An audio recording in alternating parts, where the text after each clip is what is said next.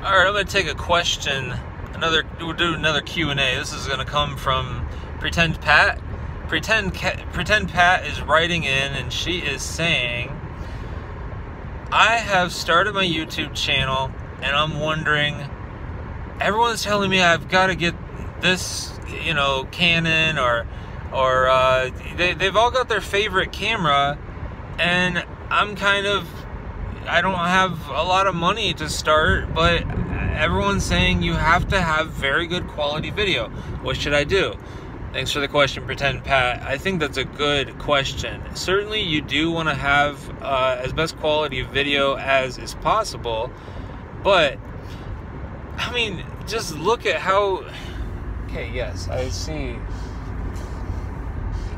see the police. Like, not a good time. You certainly want to have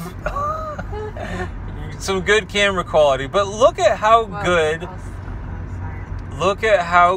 the quality is on your phone. Just use your smartphone.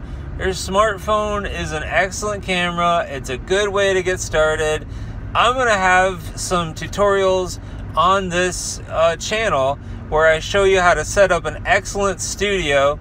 You can do it all through your iPhone. Well, I use my iPhone, or through your smartphone of choice, and I think that you will really benefit from that. So go ahead and subscribe if you're not subscribed.